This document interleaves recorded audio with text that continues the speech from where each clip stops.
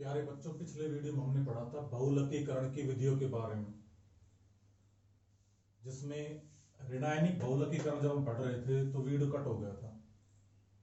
तो कुछ नहीं करना, उसमें बिल्कुल एक सिंपल सी चीज करनी थी हमको। केवल जो हमारा श्रृंखला समापन पद था, श्रृंखला समापन पद, इसमें जो कार्बन है जिस पर माइनस था, बस केवल इसके साथ में H प्लस जोड़ना था।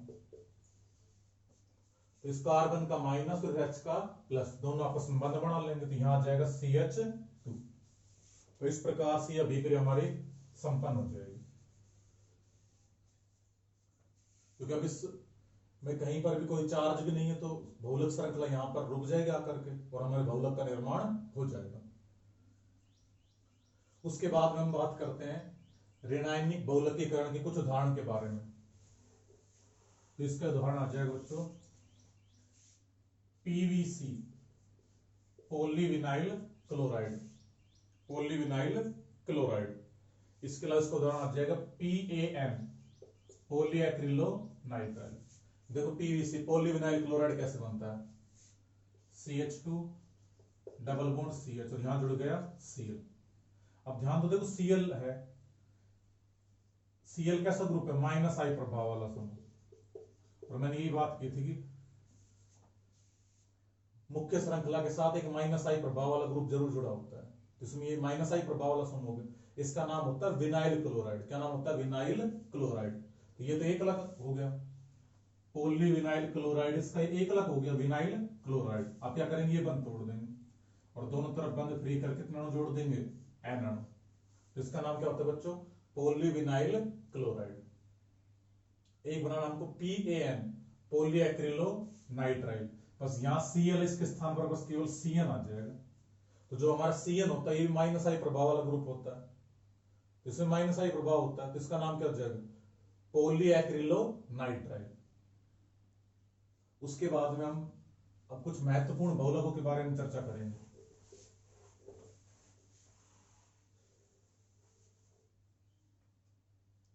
तो एक हमारा होता है पॉली टेट्रा फ्लोरो एथीन, पॉलीटेट्रा फ्लोरो एथीन। इसको शॉर्ट में हम बोलते हैं PTFE। तो कई पेपर में ऐसा होता है बच्चों की हमको लिखा जाता है PTFE की फुल फॉर्म लिखिए, तो क्या हो जाएगा, पॉलीटेट्रा फ्लोरो एथीन। या कई बार पेपर में ऐसा आता है कि PTFE है, इसके एक अलग अणु का नाम लिखिए। तो ध्यान रखना बच्चों, इसका एक अलग अणु क्या होगा, टेट्रा फ्लोरोएथीन, टेट्रा फ्लोरोएथीन। तो इसका फॉर्मूला हो जाएगा CF2 डबल बॉन्ड CF2। तो ये हमारा क्या होता है, टेट्रा फ्लोरोएथीन। इसके हम कितने अणु लेंगे, N अणु। उत्तर का जाएगा हमारा अमोनियम पर सल्फेट। क्या आएगा, अमोनियम पर सल्फेट। इसका फॉर्मूला होता है NH4 का होल ट्वाइस और H2O8। ये इसका फॉर्मूला होता है बच्चों अमोनियम पर सल्फेट का। तो इसकी उपस्थिति में अभिक्रिया संपन्न होगी, थोड़ी सी इसको हीट करना पड़ेगा। अब होगा क्या, बिल्कुल सिंपल करना है अपने को, कार्बन कार्बन के बीच के द्विबंध तोड़ना है। तो यहां जाएगा CF2 सिंगल बॉन्ड CF2। अब ये द्विबंध तोड़ दिया और दोनों तरफ एक एक बंध फ्री करने, और कितने अणु जोड़ देंगे, N अणु। तो इसका नाम तो हमारा क्या था बच्चों, टेट्राफ्लोरोएथीन। तो PTFE का एक अलग अणु तो हो गया टेट्राफ्लोरोएथीन, और इसका नाम क्या होता है, पॉलीटेट्राफ्लोरोएथीन। तो इस प्रकार से हमारा बन जाएगा पॉलीटेट्राफ्लोरोएथीन। इसका उपयोग किसमें किया जाता है, अच्छा इसको एक हम PTFE को हम टैफ्लोन भी बोलते हैं। क्या बोलते हैं, टैफ्लोन। तो इसका एक सामान्य नाम होता है बच्चों टैफ्लोन। और जो हमारा टैफ्लोन होता है ना, इसका उपयोग न चिपकने वाली सतह के बर्तन बनाने में किया जाता है। न चिपकने वाली सतह के बर्तन, नॉन स्टिक बर्तन बनाने में किया जाता है। तो बहुत इंपॉर्टेंट, कई बार पेपर पूछ लिया जाता है कि न चिपकने वाली सतह के जो बर्तन है इसको बनाने में किसका उपयोग किया जाता है, तो आंसर आ जाएगा हमारा पॉलीटेट्राक्लोरोएथीन। या प्रश्न ऐसा हो सकता है, न चिपकने वाली सतह के बर्तन बनाने में काम में आने वाले बहुलक के एकलक अणु का नाम लिखिए, तो एकलक अणु का नाम आ जाएगा टेट्राफ्लोरोएथीन, संरचना सूत्र ही आ जाएगा। और पूछे कि टेफ्लॉन का सूत्र लिखिए, तो टेफ्लॉन का फॉर्मूला ही आ जाएगा। उसके बाद अगला हमारा है पॉलीएक्रिलोनाइट्राइल। देखो पॉलीएक्रिलोनाइट्राइल किस प्रकार से, पॉलीएक्रिलोनाइट्राइल शॉर्ट में बोलते इसको PAN। P का मतलब पॉली, ए का मतलब एक्रिलो, एन का मतलब नाइट्राइल। तो ये किस प्रकार से बनता है, CH2 डबल बॉन्ड CH और यहां पर जोड़ देंगे CN। प्यारे बच्चों इसका नाम होता है एक्रिलोनाइट्राइल। क्या नाम होता है, एक्रिलोनाइट्राइल। तो एक्रिलोनाइट्राइल है, इससे हमारा क्या बनता है, पॉलीएक्रिलोनाइट्राइल। तो इससे हम क्या बनाना है, पॉलीएक्रिलोनाइट्राइल। ये अभिक्रिया परोक्साइड उत्प्रेरक की उपस्थिति में संपन्न होती है, तो ROOR और थोड़ा सा हीट करना पड़ता है। करना बिल्कुल सिंपल है बच्चों, कार्बन कार्बन के बीच का ये बंध तोड़ना है, द्विबंध, और दोनों तरफ बंध हम फ्री कर देंगे और यहां जोड़ देंगे N। तो ये तो हमारा हो गया एक्रिलोनाइट्राइल। क्या नाम होगा इसका, एक्रिलोनाइट्राइल। और ये जो हमारा बहुलक बना इसका नाम होता है पॉली एक्रिलोनाइट्राइल। इसको शॉर्ट में बोलते हैं PAN। तो इस प्रकार हमारा बनता है पॉलीएक्रिलोनाइट्राइल। उसके बाद बात आती है इसके उपयोग की। इसका जो उपयोग है वो अर्धपारगम्य झिल्ली बनाने में किया जाता है। किसमें किया जाता है, अर्धपारगम्य झिल्ली।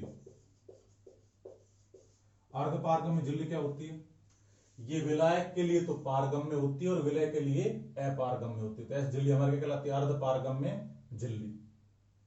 जो हमारे अपवहन की क्रिया होती है, ब्लड को शुद्धिकरण की जो प्रक्रिया होती है, कई बार जब हमारी किडनी खराब होती है उसमें इसका उपयोग किया जाता है, अर्धपारगम्य झिल्ली का। परासरण की जो क्रिया होती है उसमें अर्धपारगम्य झिल्ली काम में आती है, तो इसमें इसका उपयोग किया जाता है, किसका, PAN का। इसके अलावा जो PAN, इसका उपयोग कंबल, कारपेट, ऊन के प्रतिस्थापी, उसके अलावा हमने पढ़ा था ब्यूना एंड रबर के निर्माण में, ब्यूना एंड रबर के निर्माण में, कंबल के निर्माण में। तो ये इसके हो गए उपयोग। उसके बाद में हमारा नेक्स्ट है पॉलीथीन। देखो पॉलीथीन की वैसे हम पहले चर्चा कर चुके, लेकिन दोबारा करते हैं क्योंकि पॉलीथीन है हमारी, वो भी दो प्रकार की होती है। तो पॉलीथीन कितने प्रकार की होती है, दो प्रकार की। एक होती है LDPE और एक होती है HDPE। देखो LDPE क्या होती है, लो डेंसिटी पॉलीएथीन। मतलब क्या है इसका, निम्न घनत्व की पॉलीथीन। और इसमें क्या होगा, उच्च घनत्व की पॉलीथीन। तो पॉलीथीन हमारी दो प्रकार की होगी, एक निम्न घनत्व की पॉलीथीन और एक होगी हमारी उच्च घनत्व की पॉलीथीन। तो पहले मैं बात करता हूं निम्न घनत्व की पॉलीथीन की। देखो चाहे निम्न घनत्व की पॉलीथीन हो चाहे उच्च घनत्व की पॉलीथीन, दोनों के एक लक्षण समान है। तो एक लक्षण क्या होगा, ethene, CH2 double bond CH2। इसे कितने अणु ले लेंगे, N अणु। तो एथीन है, इसके हमने ले लिए N अणु। अब एथीन के जो N अणु है इससे हम किसका निर्माण करेंगे, पॉलीथीन का। ये अभिक्रिया है, या तो हम डाइऑक्साइड ले सकते हैं या परोक्साइड उत्प्रेरक की उपस्थिति में संपन्न होगी। जब हम कौन सी पॉलीथीन बनाएंगे, LDPE। और टेम्परेचर होता है इसमें 350 से 570 केल्विन। इसके अलावा 1000 से 2000 ATM होता है हमारा क्या, दाब, प्रेशर। तो जब भी हमको निम्न घनत्व की पॉलीथीन बनानी होगी तो एक लक अणु तो हमको एथीन लेना पड़ेगा। O2 या परोक्साइड उत्प्रेरक 350 से 570 केल्विन टेम्परेचर हो गया और 1000 से 2000 एटीएम दाब। यानी देखो इसमें कितना ज्यादा दाब की जरूरत होती है सभी के संपन्न करवाने के लिए। उसके बाद क्या होगा, बिल्कुल सिंपल काम करना है अपने को। CH2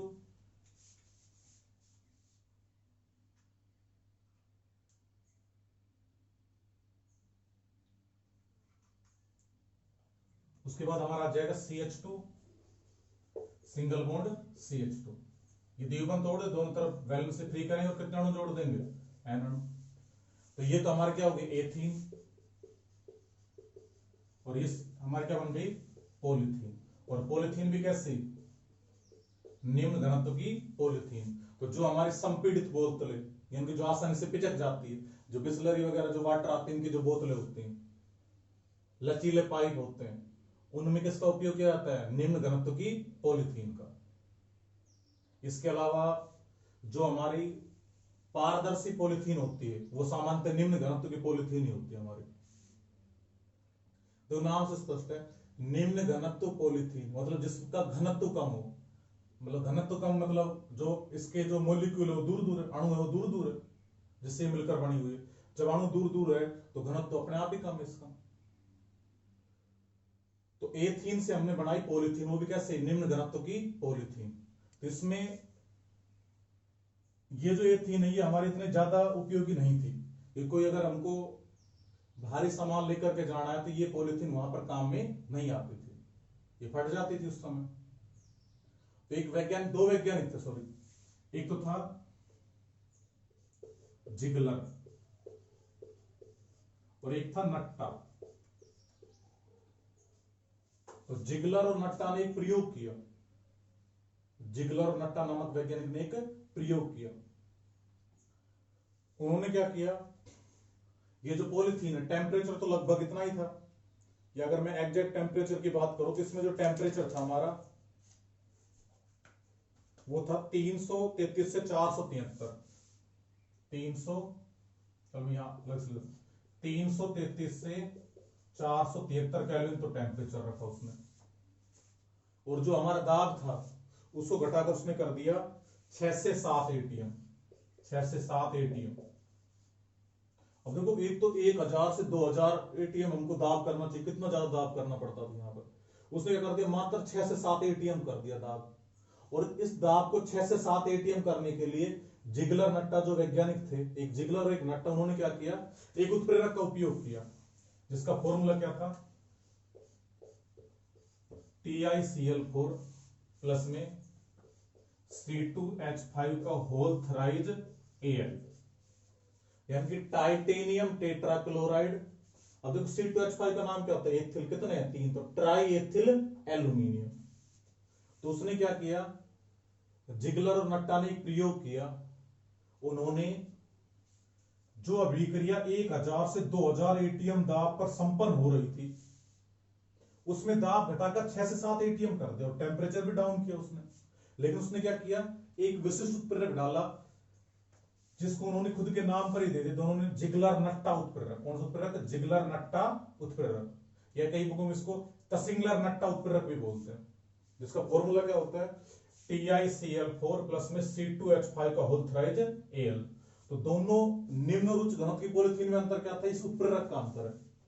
और जैसे ये उत्प्रेरक डलेगा तो हमारी जो पॉलीथीन बनेगी वो कैसे बनेगी, हाई डेंसिटी पॉलीएथीन। और जब ये उत्प्रेरक डालता है तो जो अगर एक चीज हम नोटिस करें तो दाब इधर कितना ज्यादा डाउन जाता है, 1000 से 2000 एटीएम था पहले दाब, अब कितना आ गया, मात्र 6 से 7 एटीएम। किसकी उपस्थिति का, इस उत्प्रेरक की उपस्थिति का। इसका नाम क्या होता है, टाइटेनियम टेट्राक्लोराइड। ये टाइटेनियम और 4 टेट्राक्लोराइड और ट्राई एथिल एल्यूमिनियम। तो इन दोनों इस उत्प्रेरक के कारण ही उन्होंने जो हमारा प्रेशर था बहुत ज्यादा डाउन कर दिया, और इस प्रकार जो हमारी पॉलीथीन प्राप्ति हो, क्या कहलाई, हाई डेंसिटी पॉलीएथीन। तो अगर हमसे पूछ ले कि निम्न घनत्व की पॉलीथीन का निर्माण कीजिए तो ये वाले समीकरण करके आने हमको, ठीक है। और हमसे पूछे उच्च घनत्व की पॉलीथीन का निर्माण कीजिए तो टेम्परेचर यहां से हटा देंगे, ये परोक्साइड उत्प्रेरक हटा देंगे, O2 या परोक्साइड। और उसके बाद यहां पर समीकरण बिल्कुल सेम आएगी, 1000 से 2000 एटीएम तो दाब आ जाएगा, 333 से 473 केल्विन टेम्परेचर, 6-7 एटीएम सॉरी ये हट जाएगा यहां से, 333 से 473 केल्विन तो हमारा आ जाएगा टेम्परेचर, 6 से 7 एटीएम आ जाएगा हमारा प्रेशर, दाब आ जाएगा, और ये ऊपर रख लिख के आना है, तो इसका नाम लिख लेना तसिंगलर या जिगलर नट्टा उत्पीड़न। कई बार इसका सूत्र पूछ रहे तो सूत्र याद आ जाएगा। तो इस प्रकार से हम बना सकते हैं उच्च घनत्व की पॉलीथीन। इसका उपयोग किसमें किया जाता है? मजबूत जो पन्नी होती है हमारे उसको बनाने में किया जाता है, मजबूत पाइप के निर्माण में किया जाता है, खिलौने वगैरह हो गए प्लास्टिक के, इनके निर्माण में इनका उपयोग किया जाता है। उसके बाद नेक्स्ट हमारी है, उसके बाद दे रखे नियोप्रीन या पॉलीक्लोरोप्रीन। देखो इसको ध्यान से, तो नियोप्रीन या पॉलीक्लोरोप्रीन ये एक प्रकार का रबर होता है। देखो इसको किस प्रकार से बनाए हैं,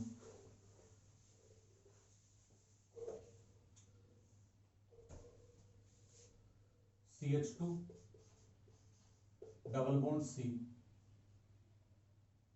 उसके बाद आ जाएगा single bond CH double bond CH2, या मैं जोड़ दे एक H। देखो इसका नाम क्या होता है बच्चों, ध्यान से,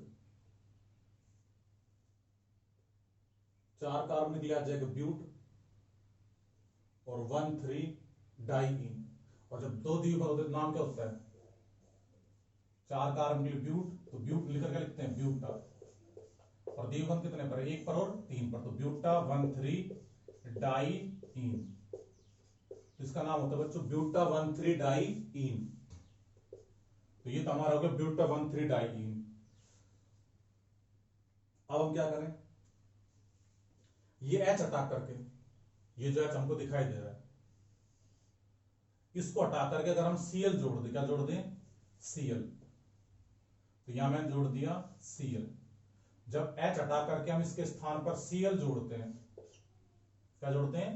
Cl जोड़ते हैं। देखो दोबारा यहां लिख देता हूं, ये दे रखा था CH2 डबल बॉन्ड C, यहां जोड़ रहा था H, CH double bond CH2, और इसका नाम था हमारे ब्यूटा 1,3 डाइईन। अब देखो अगर इस H को हटा दें और H हटा करके अगर CH3 जोड़ दिया तब तो इसका नाम कहलाता है आइसोप्रीन। सामान्य नाम क्या होता है? आइसोप्रीन। तो ये तो हमारा आइसोप्रीन हो गया। और यदि हम यहां पर इसके स्थान पर जोड़ दें Cl, क्या जोड़ दें? Cl, तो इसका नाम होता है हमारे क्लोरोप्रीन। क्लोरोप्रीन, तो ये हमारा कहलाता है क्लोरोप्रीन। तो हम निर्माण कर रहे हैं नियोप्रीन या पॉलीक्लोरोप्रीन बहुलक का। देखो निर्माण कैसे होगा, तो ये क्लोरोप्रीन हमारा। अब करना क्या है, जो क्लोरोप्रीन दे रखा है इसमें जितने भी हमको द्विबंध दे रखे हैं सबसे पहले वो द्विबंध तोड़ने हैं, और जिन जिन परमाणु के बीच में द्विबंध है उन सब पर एक इलेक्ट्रॉन कर देना। ये बंध तोड़ा द्विबंध, एक इलेक्ट्रॉन इस कार्बन के ऊपर आ गया, एक इलेक्ट्रॉन इस कार्बन, ये वाला बंध तोड़ा, एक इलेक्ट्रॉन इस कार्बन के ऊपर आ गया, एक इलेक्ट्रॉन इस कार्बन पर आ गया। तो सारे बंध हमने तोड़ दिए इसमें। अब इस कार्बन पर एक इलेक्ट्रॉन, तो एक इलेक्ट्रॉन हटा दो, वैलेंस से फ्री कर दो यहां पर। ऐसे इस कार्बन के पास में एक इलेक्ट्रॉन, तो इलेक्ट्रॉन हटा दो, एक वैलेंसी फ्री कर दो। इस कार्बन का एक इलेक्ट्रॉन, इसका एक इलेक्ट्रॉन, दोनों आपस में बंध बना लेंगे, और इस प्रकार से ब्रैकेट करके कितने अणु जोड़ देंगे? n अणु। तो इसका नाम हमारा होता है पॉलीक्लोरोप्रीन, क्योंकि पहले क्लोरोप्रीन था, जब n अणु जुड़ते हैं तो n अणु के लिए क्या शब्द लगता है? पॉली, तो पॉलीक्लोरोप्रीन। और इसे हम क्या कहते हैं? Neoprene rubber. कौन सा रबर? Neoprene rubber. ये एक प्रकार का हमारा संश्लेषित रबर है जिसका निर्माण हम प्रयोगशाला में करते हैं। इस प्रकार हमारा बनता है पॉलीक्लोरोप्रीन या नियोप्रीन रबर। उसके बाद में इसका उपयोग किया जाता है किसमें? वनस्पति और खनिज तेल के प्रति प्रतिरोधी होता है, इसलिए जो इनके भंडारण के जो उपकरण है उसको निर्माण में इनका उपयोग किया जाता है। किसका? पॉलीक्लोरोप्रीन रबर का। इसमें आसानी से लीकेज वगैरह नहीं होते। उसके बाद में अब दे रखा है हमको प्राकृतिक रबर। क्या दे रखा है? प्राकृतिक रबर। देखो प्राकृतिक रबर को बनाना बिल्कुल आसान है। वैसे जो प्राकृतिक रबर होता है हमारा, प्राकृतिक रबर, ये रबड़ का जो पेड़ होता है हेविया ब्रेसिलियंसिस, उससे प्राप्त एक छिर, मतलब जब उस पर चीरा लगाते हैं रबड़ के पेड़ पर तो एक दूध समान पदार्थ निकलता है जिसे हम लेटेक्स या छिर बोलते हैं। ये तो हमारा कहलाता है कच्चा रबर। क्या कहलाता है? कच्चा रबर या क्रैप रबर बोलते हैं इसको। फिर क्या करते हैं? देखो हमने जैसे मान लीजिए कोई ये रबर का पौधा है, इस पर हमने इसकी छाल पर ऐसे चीरा लगा दिया तो इससे एक दूध जैसा पदार्थ प्राप्त होता है जिसे हम क्या कहते हैं? लेटेक्स या छिर। उसके बाद क्या करते हैं? इसको किसी कप या पात्र में इकट्ठा कर लिया, उसके बाद इसको हम तनु करते हैं और 10 से 20% तक केवल रबर की मात्रा रखते हैं। रबर ये लेटेक्स या छिर 10 से 20% होता है, बाकी इसमें चल मिला लेते हैं और थोड़ी सी मात्रा में इसके अंदर हम मिलाते हैं एसिटिक अम्ल। क्या मिलाते हैं? एसिटिक अम्ल। तो जो लेटेक्स या छिर प्राप्त हुआ था इसको हमने किसी बर्तन में लिया, इसमें जल डाला, जल इतना डालते कि रबर की मात्रा 10 से 20% रहे इसके। उसके बाद थोड़ी सी मात्रा में मिलाते इसमें एसिटिक अम्ल, और एसिटिक अम्ल मिलाने के बाद इसको हम गर्म करते हैं। तो गर्म करते हैं तो जो रबर के कण होते हैं वो स्कंदित होकर क्या होकर के स्कंदित होकर के अवक्षेपित हो जाते हैं, ऐसे छोटे छोटे कणों के अंदर इकट्ठे हो जाते हैं। जैसे अगर दूध है उसके अंदर हम दही या छाछ डाल दें तो दूध फट जाता है और पनीर अलग हो जाता है और पानी उसका अलग हो जाता है। तो ऐसी कुछ प्रक्रिया इसमें होती है। तो ये रबड़ के जो छोटे छोटे कण ये इकट्ठे हो जाते हैं, उसके बाद इसको छान लेते हैं। छानने के बाद जो हमारे रबर प्राप्त होता है ये कच्चा रबर या क्रैप रबर कहलाता है। इसका उपयोग बरसाती कोट, गोल्फ के बॉल आदि बनाने में किया जाता है। तो ये तो हो गया कि प्राकृतिक रबर हमारा प्राप्त किस प्रकार से होता है। देखो बनाते कैसे इसको, इसका फॉर्मूला क्या होता है प्राकृतिक रबर का। तो जो अभी थोड़ी देर पहले मैंने चर्चा की थी CH2 डबल बॉन्ड C, यहां पर जोड़ दिए एक H और डबल बॉन्ड और single bond CH double bond CH2। अब अगर ये जो हमारा H था इसका नाम क्या था? ब्यूटा 1,3 डाइईन था। अगर ये जो H है, H के स्थान पर अगर मैं CH3 जोड़ दूं तो इसका नाम होता है आइसोप्रीन। क्या होता है?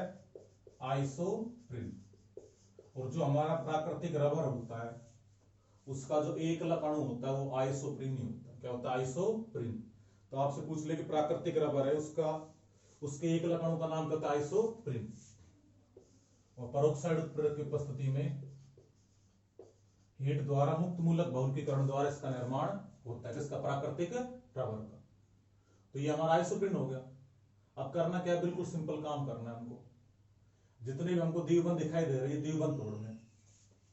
तो यहां आ जाएगा CH2। चलो यहीं पर कर देते हैं इसको। ये दे रखा है हमको। अब करना क्या है? यहां से ये बंध तोड़ना है। एक इलेक्ट्रॉन इस कार्बन के ऊपर मुक्त मूलक के रूप में तोड़ना है तो एक इलेक्ट्रॉन इस पर आ गया, समान से खंडन होगा। जो दो परमाणु आपस में बंध बना दोनों के इलेक्ट्रॉनों के समान रूप से हो गए। ऐसे कार्बन कार्बन के बीच का ये वाला बंध तोड़ा, एक इलेक्ट्रॉन इस कार्बन के ऊपर और एक इलेक्ट्रॉन इस कार्बन पर। अब इसको एक मुक्त इलेक्ट्रॉन बोल दिया, ये इलेक्ट्रॉन हटा करके बंध मुक्त कर देंगे। यहाँ एक मुक्त इलेक्ट्रॉन थी, इलेक्ट्रॉन हटा यहां से बंध एक फ्री कर दी। इस कार्बन का एक इलेक्ट्रॉन इस कार्बन के एक इलेक्ट्रॉन दोनों आपस में बंध बना लेंगे और कितने अणु जोड़ देंगे? n अणु। तो ये हमारा कहलाता है पॉली आइसोप्रीन। इसे हम क्या बोलते हैं? प्राकृतिक रबर। तो आपसे पूछ ले कि प्राकृतिक रबर का सूत्र लिखिए तो सूत्र इस प्रकार से आ जाएगा। तो ये हमारा हो गया प्राकृतिक रबर का सूत्र।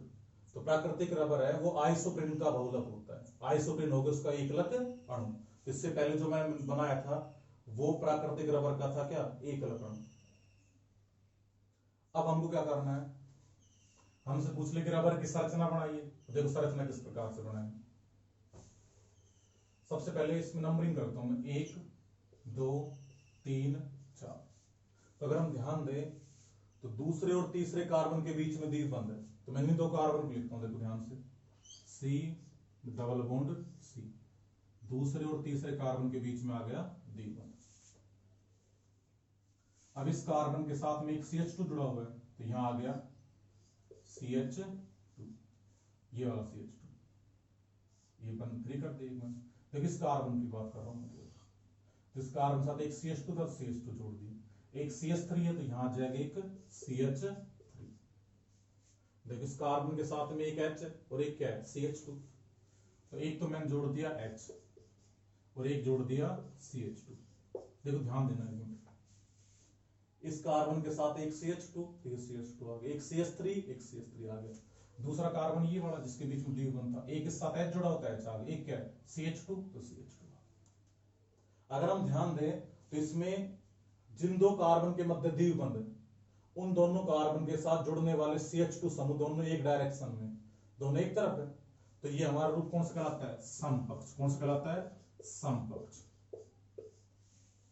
ऐसे एक संरचना बनाई, ऐसे n संरचना बना सकते हैं हम, तो एक दो संरचना जोड़ कर बताता हूं मैं आपको। तो जैसे एक संरचना बनाई, सेम इसी प्रकार की दूसरी संरचना बनानी, तो C डबल बॉन्ड C, यहां मैं लिख दिया CH3 और यहां हमारा आ गया CH2। देखो यहां CH2 था तो ये CH2 आ गया, CH3, उसके बाद यहां क्या CH2, तो CH2 आ गया, एक बंद फ्री आ गया, यहां क्या H, तो H आ गया। इस प्रकार से हम इसको बढ़ा सकते हैं। फिर और बढ़ाना चाहो तो C डबल बॉन्ड C, यहां CH3 है तो CH3 कर दो, यहां क्या है CH2, तो यहां हमारा आ गया CH2, उसके बाद क्या है यहाँ CH2, तो ये CH2 आ गया, यहां क्या H, तो H आ गया। तो अगर हम ध्यान दें, देखो जैसी ये संरचना है, ऐसी कैसी ये संरचना होगी, ऐसी कैसी ये संरचना होगी, बस इनमें जो CH2 इनको जोड़ते जाने इस प्रकार से। तो इस प्रकार हम बना सकते हैं प्राकृतिक रबर की संरचना।